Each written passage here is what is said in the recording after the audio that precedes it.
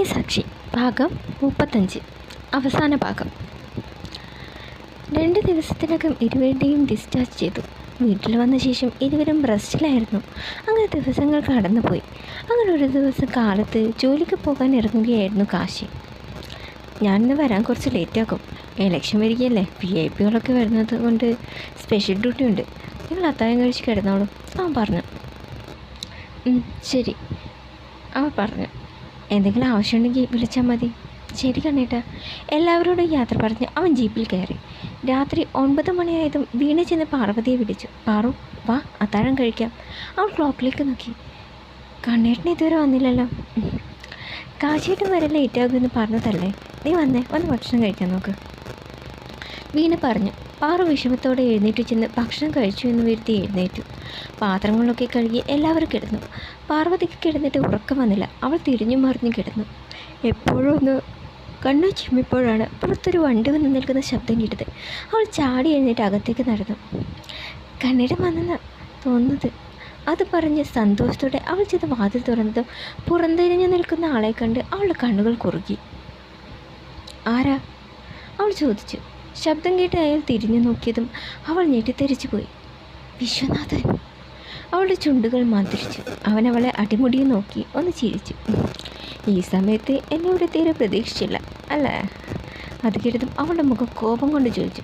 നിനക്ക് എന്താ വേണ്ടത്? അവൻ വശ്യമായി അവളെ നോക്കി മീശ പിടിച്ചു.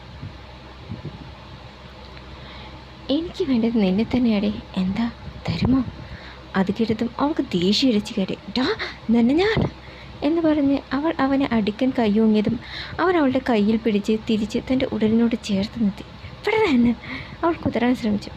ഒച്ച വെച്ച് ആളെ കൂട്ടാൻ നോക്കേണ്ട നീ നിലവിളിച്ച നിന്നെ രക്ഷിക്കാൻ ആരും വലുതെന്ന് അറിയാവുന്നത് കൊണ്ട് തന്നെയാടി ഞാൻ ഈ രാത്രി ഇവിടേക്ക് വന്നത്. അവൾ ബഹളം വെക്കാൻ ഒരുങ്ങിയതും അവൻ അവളുടെ വാപ്പൊത്തി. അവൾ കുതിരാൻ ശ്രമിച്ചുകൊണ്ടേയിരുന്നു. അവൻ വിട്ടില്ല. ഒടുവിൽ അവൾ കാലുയർത്തി അടുത്തുള്ള ടീപ്പോയും ഫ്ലവർ വേസും എല്ലാം തട്ടിയിട്ടു. ശബ്ദം കേട്ട് എഴുന്നേറ്റുവന്ന യശോദയും വീണയും ഇത് കണ്ട് ഞെട്ടിത്തരിച്ച് നിന്ന് പോയി. വിശ്വ, വേണം വിടവളെ, യശോദ പറഞ്ഞു. അവിടത്തേക്ക് വരരുത്, വന്ന കൊല്ലും ഞാനിവളെ. അവനൊരു കത്തി ചൂണ്ടി പറഞ്ഞു. രണ്ടാളും ഞെട്ടലോടെ അവിടെ തന്നെ നിന്നു. എന്നും കാശിനാഥന് മുമ്പേ തോൽക്കാനായിരുന്നു എൻ്റെ വിധി. ഒരിക്കലെങ്കിലും അവന് മുമ്പേ ജയിക്കാൻ വേണ്ടിയാണ് അവൻ പ്രണയിക്കത് പെണ്ണിനെ അവൻ്റെ മുന്നിൽ വെച്ചതിന് പിച്ച് മനസ്സിലുറപ്പിച്ചത്. പക്ഷെ ദൈവം നിന്നെ രക്ഷിച്ചു. നിനക്ക് പകരം അന്ന് വീണയായിരുന്നു എൻ്റെ കയ്യിൽ വന്നപ്പെടുത്തത്. അവളെ കണ്ട് അവളാണ് കാശിനാഥൻ്റെ കാമുകിയെന്ന് ഞാൻ തെറ്റിദ്ധരിച്ചു. അവനെ അടിച്ചു വീഴ്ത്തി അവളെ സ്വന്തമാക്കിയപ്പോൾ വല്ലാത്തൊരു സന്തോഷം തന്നെയായിരുന്നു എനിക്ക്. പക്ഷേ അവളെ വിവാഹം കഴിച്ചുകൊണ്ട് അവൻ എന്നെ തോൽപ്പിച്ചു. മാത്രമല്ല എൻ്റെ ചോരയിൽ പിറന്ന കുഞ്ഞിനെ അവൻ അവൻ്റെ കുഞ്ഞാക്കി വളർത്തി. ഈ സത്യം മനസ്സിലാക്കാൻ ഇത്രയും വർഷം കാത്തിരിക്കേണ്ടി വന്നു എനിക്ക്. അത് കേട്ടതും യശോദ തരിച്ചു നിന്ന് പോയി. വീണയും ഒന്ന് ഞെട്ടി. വിശ്വനാഥൻ തുടർന്നു. എന്നെപ്പോഴും എൻ്റെ മുന്നിൽ ജയിച്ചവനവൻ. രുക്കുവിനെ അവൻ്റെ കൂട്ടുകാരനെ കൊണ്ട് കല്യാണം കഴിപ്പിച്ച് അവിടെയും അവൻ ജയിച്ചു. എൻ്റെ ഉള്ളിലില്ലേ ജയം ആഗ്രഹിക്കുന്ന ഒരു മനസ്സ്, അതിനൊരിക്കലെങ്കിലും തൃപ്തിപ്പെടുത്തണ്ടേ എനിക്ക്. അതിനാ ഈ രാത്രി ഞാൻ ഇവിടെ വന്നത്. അത് പറഞ്ഞ് അവൻ പാർവതിയെ നോക്കി. ഈ രാത്രി എനിക്ക് നിന്നെ വേണം, കാശിനാഥന് മുന്നിൽ എന്നേക്കുമായി ജയിക്കാൻ. അതും പറഞ്ഞ് അവളെ പിടിച്ചു വലിച്ച് അവൻ മുറിയിലേക്ക് നടക്കാൻ ഒരുങ്ങിയത് വീണയും യശോദയും ഓടി വന്ന് അവനെ തടയാൻ ശ്രമിച്ചു. അവൻ അവരെയൊക്കെ തള്ളി മാറ്റി. പാർവതിയും മുറിയിലേക്ക് തള്ളിയിട്ടു. വാതിലിന് മുന്നിൽ നിന്ന് നിലത്തിരുന്ന് കരയുന്ന പാർവതിയെ നോക്കി അവൻ പൊട്ടിച്ചിരിച്ചു. ഇന്ന് രാത്രി എൻ്റെ രാത്രിയടി, ഈ വിശ്വനാഥൻ്റെ വിജയത്തിൻ്റെ രാത്രി. അതും പറഞ്ഞ് അകത്തേക്ക് കടക്കാൻ ഒരുങ്ങിയതും ഒരു മിന്നൽ പിണർ ഉടലിലൂടെ പാഞ്ഞതുപോലെ അവൻ നിശ്ചലമായി നിന്നു. അവൻ്റെ കണ്ണുകൾ മിഴിഞ്ഞു. പതിയെ അവൻ തിരിഞ്ഞു നോക്കി. ചോര പുരണ്ട വിത്ത് കത്തിയുമായി കലിപോണ്ട് നിൽക്കുന്ന വീണയെ കണ്ട് അവൻ നടുങ്ങിയത്. കത്തിക്കൊണ്ട് അവൾ ആഞ്ഞ് അവനെ വിട്ടി. അവൻ അലറി വിളിച്ചതും അവൾ പൊട്ടിച്ചിരിച്ചു. അലറ, പക്ഷേ എത്ര അലറിയിട്ട് കാര്യമില്ല. നിന്നെ രക്ഷിക്കാൻ ഇവരാരും വരില്ല. നീ പറഞ്ഞതുപോലെ ഇത് നിൻ്റെ രാത്രിയാണ്, നിൻ്റെ അവസാന രാത്രി.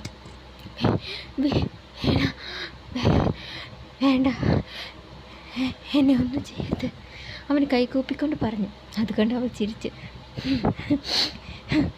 എൻ്റെ മുന്നിൽ കൈകൂപ്പി കേന്നട നായേ, ഇതുപോലെ ഞാനും നിൻ്റെ മുമ്പിൽ കൈകൂപ്പി യാചിച്ചിട്ടുണ്ട്. അന്ന് കേട്ടോ നീ? ഇല്ലല്ലോ. പെണ്ണിൻ്റെ മാനത്തിന് പുല്ലുവിലക്കോലും കൽപ്പിക്കാത്ത നിന്നെപ്പോലുള്ളവർക്ക് മരണത്തിൽ കുറഞ്ഞ ഒരു ശിക്ഷയുമില്ല. അതും പറഞ്ഞ് അവൾ അവനെ ആഞ്ഞു വെട്ടി. കണ്ടതും കേട്ടതും വിശ്വസിക്കാനാവാതെ യശോദ തറഞ്ഞു നിന്ന് പോയി. പാർവതി മാകെ ഷോക്കായി. വിഷ്യൻ്റെ ഉടൽ നിശ്ചലമായതും വീണ നിന്ന് കിതച്ചു. പിന്നെ അലറിക്കൊണ്ട് നിലത്തിരുന്നു. കാലത്ത് വീട്ടുമുറ്റത്ത് ജനസാഗരം തന്നെ ആയിരുന്നു. പോലീസുകാർ കയറുകെട്ടി ആളുകളെ തടഞ്ഞു. ആംബുലൻസും പോലീസ് ജീപ്പും മുറ്റത്തേക്ക് ചീറിപ്പാഞ്ഞു വന്നു. മുറ്റത്ത് വണ്ടി നിർത്തി അനന്തു ഇറങ്ങി. അവൻ പരിഭ്രമത്തോടെ അകത്തേക്ക് ഓടാനൊരുങ്ങിയത് പോലീസുകാരൻ അവനെ തടഞ്ഞു. ഈ സമയം കയ്യിൽ വിലങ്ങ് വെച്ച് വീണ പോലീസുകാർക്കൊപ്പം മുറ്റത്തേക്ക് ഇറങ്ങി വന്നു. ആ കാഴ്ച കണ്ട് അനന്തുവിൻ്റെ ചങ്ക് തകർന്നു.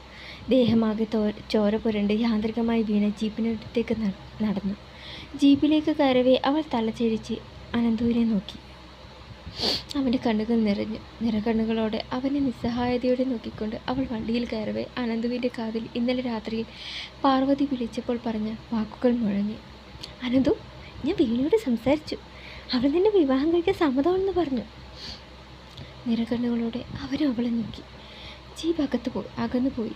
ആളുകൾ ഒഴിഞ്ഞതും അനന്തു പതിയെ അകത്തേക്ക് നടന്നു.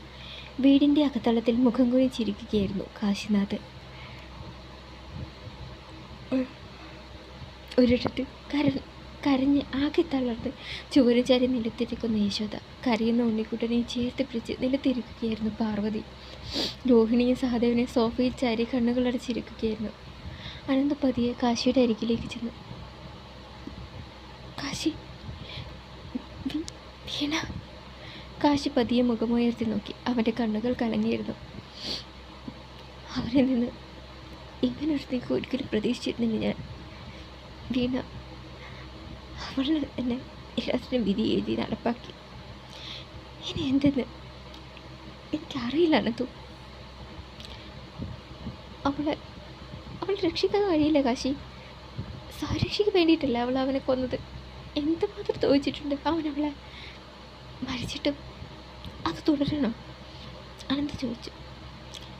നിയമത്തിൻ്റെ അങ്ങനെ ഒരു ആനുകൂല്യം കിട്ടിയാൽ അവൾ രക്ഷപ്പെടുത്തും ഞാൻ അവളെ. ഞാൻ കാരണമാണ് അവൾക്കൊരു ജീവിതം ഇല്ലാതായത്. അതിനെനിക്ക് പ്രായശ്ചിത്തം ചെയ്തേ പറ്റൂ. എന്ത് ചെയ്തും ഞാൻ അവളെ പുറത്തു കൊണ്ടുവരും, കാശി പറഞ്ഞു. പിന്നെ ഉണ്ണിക്കുട്ടൻ്റെ അരികിലേക്ക് വന്നു. മോനെ, അവൻ പതിയെ വിളിച്ചു. ഉണ്ണിക്കുട്ടൻ വല്ലാത്തൊരു ഭാവത്തോടെ അവനെ നോക്കി. മോനെന്താ എന്നെ ഇങ്ങനെ നോക്കുന്നത്? അയാളാണോ അച്ഛ ഉണ്ണിക്കുട്ടൻ്റെ ശരിക്കുള്ള അച്ഛൻ? ആ ചോദ്യം കിട്ടി എല്ലാവരും ഒന്ന് ഞെട്ടി. കാശി ഒന്ന് പതറി. പറ അച്ഛ, ഇന്നലെ ആദ്യം കൊല്ലാൻ നോക്കുമ്പോൾ അയാൾ പിടിച്ചു പറഞ്ഞത് ഞാൻ കേട്ടതാ. പറ. പാറുവും വിശുദ്ധയും വിഷമത്തോടെ കാശിയെ നോക്കി. അവൻ കരച്ചിലടക്കി അവനെ ചേർത്ത് പിടിച്ചു. ഈ സമയം പാർവതി അവൻ്റെ അരികിലേക്ക് വന്ന് അവനെ പിടിച്ച് തനിക്ക് അഭിമുഖമായി നിർത്തി. മോനെ, ജന്മം കൊടുത്താൽ മാത്രം ഒരാൾക്ക് അച്ഛനാകാൻ കഴിയില്ല മോനെ. ഒരച്ഛൻ്റെ കടമ കൂടി ചെയ്യണം. മനസ്സുകൊണ്ട് ആ കുഞ്ഞിനെ സ്വന്തം ചോരയായി അംഗീകരിക്കണം, ചേർത്ത് പിടിക്കണം. ജന്മം കൊണ്ട് മാത്രമല്ല, കർമ്മം കൊണ്ടും ഒരാൾക്ക് അച്ഛനാകാം. നീ പിറന്ന നിമിഷം ആദ്യമായി നിന്നെ ഏറ്റുവാങ്ങിയത് ഈ നിൽക്കുന്ന മനുഷ്യനാണ്. അന്നു മുതൽ ഇന്നോളം നിന്നെ നെഞ്ചിൽ കൊണ്ട് നടക്കുന്നവനാണ് ഈ കാശിനാഥൻ. ജന്മം തന്നില്ലെങ്കിലും നിൻ്റെ അച്ഛനായി ജീവിച്ചവനാണ് ഇദ്ദേഹം. ഇതാണ് നിൻ്റെ അച്ഛൻ. അതിലൊരിക്കലും ഒരു മാറ്റവും ഇല്ല മോനെ. നീ ഇങ്ങനെയൊക്കെ ചോദിച്ചാൽ നിൻ്റെ ഈ അച്ഛൻ സഹിക്കില്ല മോനെ. പാർവതി പറഞ്ഞതും അവനൊന്ന് ഞെട്ടി. പിന്നെ തലചിരിച്ച് കാശിയെ നോക്കി. ആ കണ്ണുകൾ നിറഞ്ഞൊഴുകുന്നത് കണ്ട് അവൻ്റെ ചങ്ക് പിടിച്ചു. അച്ഛാ, അവനോട് ചെന്ന് കാശിയെ കെട്ടിപ്പിടിച്ചുകൊണ്ട് കരഞ്ഞു. സോറി അച്ഛ, ഉണ്ണിക്കുട്ടൻ അച്ഛനോട് ഇനി ഒരിക്കലും അങ്ങനെ ചോദിക്കില്ല. എനിക്ക് എൻ്റെ ഈ അച്ഛൻ മതി, അവൻ കരഞ്ഞുകൊണ്ട് പറഞ്ഞു. അത് കേട്ടതും അവനും സന്തോഷത്തോടെ ഉണ്ണിക്കുട്ടനെ കെട്ടിപ്പിടിച്ചു. മതി മോനെ, അച്ഛൻ ഇത് കേട്ടാൽ മതി, കാശിനാഥൻ പറഞ്ഞു. അത് കണ്ട് എല്ലാവർക്കും സന്തോഷമായി. കേസന്വേഷണം പുരോഗമിച്ചു. സ്വയരക്ഷയ്ക്ക് വേണ്ടിയാണ് വീണ വിശ്വനെ കൊന്നത് എന്ന് തെളിഞ്ഞു. വിശ്വനാഥൻ ഒരു ക്രിമിനൽ ബാക്ക്ഗ്രൗണ്ടുള്ള ആളാണെന്ന് തെളിഞ്ഞതോടെ വീണയ്ക്ക് രക്ഷപ്പെടാനുള്ള സാധ്യത കൂടി. അങ്ങനെ അവസാനം സ്വയരക്ഷയ്ക്കുള്ള കൊലപാതകം എന്ന ആനുകൂല്യത്തിൽ വീണയെ വെറുതെ വിട്ടു. മുറ്റത്ത് കാർ നിർത്തിയ ശേഷം കാശിനാഥൻ തിരിഞ്ഞു നോക്കി. സീരിയൽ മറ്റേതോ ലോകത്ത് എന്ന പോലെ മരവിച്ചിരിക്കുകയായിരുന്നു വീണ. വീണ, വീടെത്തി, ഇറങ്ങ്, കാശി പറഞ്ഞു. അവൾ ചിന്തയിൽ നിന്ന് ഞെട്ടി ഉണർന്നു. ഡോർ തുറന്ന് പുറത്തേക്ക് ഇറങ്ങി അവൾ ചുറ്റും നോക്കിയതും ഒന്ന് പകച്ചു പോയി. അവൾ വിശ്വാസം വരാതെ കാശിയെ നോക്കി. അവനൊന്ന് ചിരിച്ചു. സംശയിക്കണ്ട, ഇത് നിൻ്റെ വീട് തന്നെയാണ്. നീ ജനിച്ചു വളർന്ന, ഒരിക്കൽ എന്നേക്കുമായി നിനക്ക് പടിയിറങ്ങേണ്ടി വന്ന വീട്. ബാങ്കുകാർ ഈ വീട് ലേലത്തിന് വെച്ചിരുന്നു, അപ്പോൾ വാങ്ങിയതാണ്, കാശി പറഞ്ഞു. അവൾ പൊട്ടിക്കരഞ്ഞുകൊണ്ട് കൈകൾ കൂപ്പി. ഏയ് വീണ, ഞാനല്ല ഇത് വാങ്ങിയത്, നിനക്ക് വേണ്ടി മറ്റൊരാളാണ് ഇത് വാങ്ങിയത്. അവൾ മനസ്സിലാവാതെ അമ്പരപ്പോടെ അവനെ നോക്കി. കാശി പുഞ്ചിരിച്ചുകൊണ്ട് തിരിഞ്ഞു നോക്കിയതും അനന്ത അവിടേക്ക് വന്നു. അവനെ കണ്ടതും വീണയുടെ മനസ്സ് തുടിച്ചു. പെട്ടെന്ന് തന്നെ അത് അണയുകയും ചെയ്തു. അവരെ തനിച്ച് വിട്ട് കാശി ദൂരേക്ക് മാറി. അനന്തു അവളുടെ അരികിലേക്ക് വന്നു. ഡോക്ടർ എന്തിനാ ഈ വീട് വാങ്ങിയത്? അവൾ മുഖത്ത് നോക്കാതെ ചോദിച്ചു. നിനക്ക് വേണ്ടി, വിവാഹം കഴിഞ്ഞ് നമുക്ക് ഒരുമിച്ച് താമസിക്കാൻ വേണ്ടി. അവളൊന്ന് ഞെട്ടി. അത് വേണ്ട ഡോക്ടർ, അത് നടക്കില്ല. എനിക്കിഷ്ടമല്ല. എന്ത്? എന്നെയോ അതോ നമ്മുടെ വിവാഹം? നമ്മുടെ വിവാഹം അത് നടക്കില്ല. കാരണം? അവളൊന്നും മിണ്ടാതെ നിന്നു. അന്ന് രാത്രി പാർവതിയോട് നീ പറഞ്ഞതല്ലേ എന്നെ വിവാഹം കഴിക്കാൻ സമ്മതമാണെന്ന്. എന്നിട്ടെന്താ ഇപ്പം ഇങ്ങനെ പറയുന്നത്? അന്ന് ഞാൻ അങ്ങനെയൊക്കെ പറഞ്ഞു, പക്ഷേ ഇപ്പം ഞാനൊരു കൊലപാതകയല്ലേ. എന്നെപ്പോലെ ഡോക്ടർക്ക് ചേരില്ല. എനിക്ക് നീ ചേരുമോ ഇല്ലയോ എന്ന് പറയേണ്ടത് നീയാണോ? അല്ലല്ലോ. പിന്നെ നീ പറഞ്ഞില്ലേ നീ കൊലപാതകയാണെന്ന്. അതിന് നീ ആരെയാ കൊന്നത്? പേ പിടിച്ചൊരു നായയെ നീ വെട്ടിക്കൊന്നു. അത് നിനക്ക് രക്ഷപ്പെടാൻ വേണ്ടി മാത്രമല്ല, ആ നായ മറ്റുള്ളവരെ കൂടി കടിച്ച് കീറാതിരിക്കാൻ ചെയ്തതല്ലേ. അതൊരു നല്ല കാര്യമല്ലേ? അവൾ അമ്പരപ്പോടെ അവനെ നോക്കി. നന്മയുടെ പുനഃസ്ഥാപനത്തിന് ദുഷ്ടനിഗ്രഹം ആവശ്യമാണ്. നീ അതേ ചെയ്തിട്ടുള്ളൂ. പിന്നെ ഇങ്ങനെയൊക്കെ സംഭവിച്ചെന്ന് വെച്ച് നിന്നെ വേണ്ടെന്ന് വെക്കാനും മാത്രം മനസാക്ഷിയില്ലാത്തവനല്ല ഞാൻ. ഏത് പ്രതിസന്ധിയിലും നിനക്ക് താങ്ങായി കൂടെ ഉണ്ടാകുമെന്ന് തീരുമാനിച്ച് ഉറപ്പിച്ചിട്ടാണ് ഞാൻ നിന്നെ പ്രണയിച്ചത്. ഈ സംഭവങ്ങൾ കൊണ്ടൊന്നും മാറ്റുന്നതല്ല എൻ്റെ മനസ്സ്. ഇപ്പോഴും എൻ്റെ മനസ്സ് നീ മാത്രമേ ഉള്ളൂ, നീ മാത്രം. അവൻ പറഞ്ഞു. അവൾ പൊട്ടിക്കരഞ്ഞതും അനന്ത് അവളെ കെട്ടിപ്പിടിച്ചു. പിന്നെ പതിയെ അവളുടെ താടയിൽ പിടിച്ച് മുറുകം ഉയർത്തി അവളുടെ കണ്ണുകൾ തുടച്ചു. ഇനി ഈ കണ്ണുകൾ നിറയാൻ പാടില്ല, എന്ന് മുഖത്ത് ചിരി മാത്രം മതി, അവൻ പറഞ്ഞു. അവൾ പതിയെ പുഞ്ചിരിച്ചു. അതേ, റൊമാൻസ് കഴിഞ്ഞ് ഞങ്ങളങ്ങോട്ട് വന്നോട്ടെ. ചോദ്യം കേട്ട് ഇരുവരും തിരിഞ്ഞു നോക്കി. പാർവതിയും ഉണ്ണിക്കുട്ടനും യശോദയും രോഹിണിയും സഹദേവനും ജിതനും രുക്കും എല്ലാവരും അവിടേക്ക് വന്നു. ഉണ്ണിക്കുട്ടനെ കണ്ടതും അവൾ അവനെ വാരിയെടുത്ത് ഉമ്മ വെച്ചു. മോളെ, ഈ ചെറുപ്രായത്തിനിടയിൽ ഒരുപാട് എൻ്റെ മോൾ അനുഭവിച്ചു. ഇനി മോളുടെ ജീവിതത്തിൽ സന്തോഷത്തിൻ്റെ നാളുകളായിരിക്കും ദൈവം തരിക. യശോദ വീണയുടെ നെറുകിൽ തലോടിക്കൊണ്ട് പറഞ്ഞു. ഇനി ഏതായാലും വച്ച് താമസിപ്പിക്കേണ്ട, ആ ചടങ്ങ് എത്രയും പെട്ടെന്ന് നടത്താം, സഹദേവൻ പറഞ്ഞു. അതെ അതെ, എല്ലാവരും പറഞ്ഞു. നവവധുവായി അണിഞ്ഞൊരുങ്ങി വീണ തിരുനടയിൽ വന്നു നിന്നു. ഒപ്പം അനന്തവും. ശ്രീകോവിലിന് മുന്നിൽ നിന്ന് ഇരുവരും തൊഴുതു. പൂജാരി താലവുമായി പുറത്തേക്ക് വന്നു. പാർവതിയെ കണ്ടതും അയാളൊന്ന് ഞെട്ടി. ഈ കൊച്ചി, ഇത് അവളല്ലേ? അത് പെട്രോൾ ഒഴിച്ചു വന്നവള്? അയാളുടെ പെരുമാറ്റം കണ്ട് പാർവതി ഒന്ന് ചിരിച്ചു. തിരുമേനെ പേടിക്കണ്ട കേട്ടോ, ഇത്തവണ പെട്രോളൊന്നും ഇല്ല കയ്യിൽ, അവൾ പറഞ്ഞു. അയാളൊന്ന് ചിരിച്ചു. പിന്നെ താലിയെടുത്ത് അനന്തന് നൽകി. ദൈവത്തെ സാക്ഷിയാക്കി അവനത് അവളുടെ കഴുത്തിൽ കെട്ടി.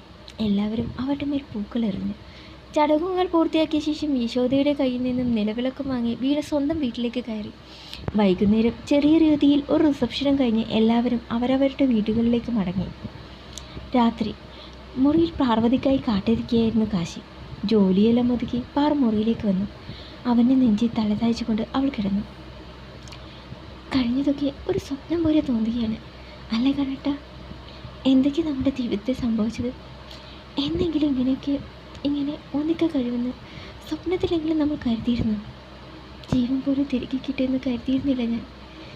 ഇപ്പോൾ ഇങ്ങനെ കണ്ണേട്ടൻ്റെ നെഞ്ചിൽ തലചായ്ച്ച് കിടക്കുമ്പോൾ ആശ്വാസമാണ്, സന്തോഷമാണ് തോന്നുന്നത്. അവൻ അവളെ മുറുകെ പിടിച്ചു. അതാണ് മോളെ സ്നേഹത്തിൻ്റെ ശക്തി. പ്രണയം ആത്മാർത്ഥമാണെങ്കിൽ മരണത്തിന് സ്നേഹിക്കുന്നവരെ തമ്മിൽ പിരിക്കാൻ മരണത്തിന് പോലും സാധിക്കില്ല. ഏത് പ്രതിബന്ധങ്ങളെയും മറികടന്നും അവർ ഒന്നാകും. കാശ് പറഞ്ഞുകൊണ്ട് അവളെ തന്നിലേക്ക് ചേർത്ത് പിടിച്ചു. അവസാനിച്ചു.